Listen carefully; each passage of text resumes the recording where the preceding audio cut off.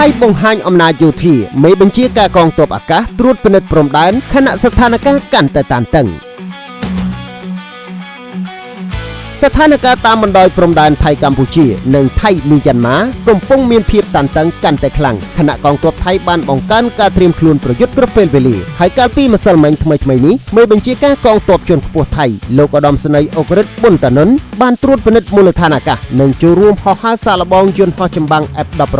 ដើម្បីត្រួតពិនិត្យសមត្ថភាពប្រតិបត្តិការផ្លូវអាកាសនៅតំបន់ព្រំដែនភាគខាងលិចពិធីនេះធ្វើឡើងនៅមូលដ្ឋានកងអាកាសលេខ4ខេត្តនគរសវណ្ណដោយមានមេបញ្ជាការកងទ័ពអាកាសថៃនិងមន្ត្រីជាន់ខ្ពស់ជាច្រើនរូបចូលរួមស្វាគមន៍លោកមេបញ្ជាការកងទ័ពបានថ្លែងការកោតសរសើរដល់កងកម្លាំងអាកាសទាំងអស់ដែលបានបំពេញភារកិច្ចការពារអធិបតេយ្យជាតិដោយភាពស្មោះត្រង់និងវិជ្ជាជីវៈលោកបានបញ្ជាក់ថាកងទ័ពអាកាសថៃមានសមត្ថភាពឆ្លើយតបយ៉ាងឆាប់រហ័សចំពោះគ្រប់ស្ថានភាពនិងអាចធ្វើប្រតិបត្តិការបានគ្រប់ទីកន្លែងគ្រប់ពេលវេលាទន្ទឹមនឹងនេះកងកម្លាំងទាំងអស់ត្រូវបន្តរក្សាត្រៀមខ្លួននិងអភិវឌ្ឍសមត្ថភាពយោធាឲ្យកាន់តែរឹងមាំក្នុងការហោះហើរសាកល្បងនេះមានយន្តហោះសរុបចំនួន4គ្រឿងរួមមាន T-50 ចំនួន2គ្រឿងនិង F-16BM ចំនួន2គ្រឿងដោយប្រើពេលប្រមាណ60នាទីសកម្មភាពនេះត្រូវបានគេចាត់ទុកថាជាការបង្ហាញសមត្ថភាពយោធានិងការពង្រឹងទំនុកចិត្តលើសន្តិសុខជាតិរបស់ថៃចំពេលស្ថានភាពព្រំដែនកំពុងតែមានភាពរសើប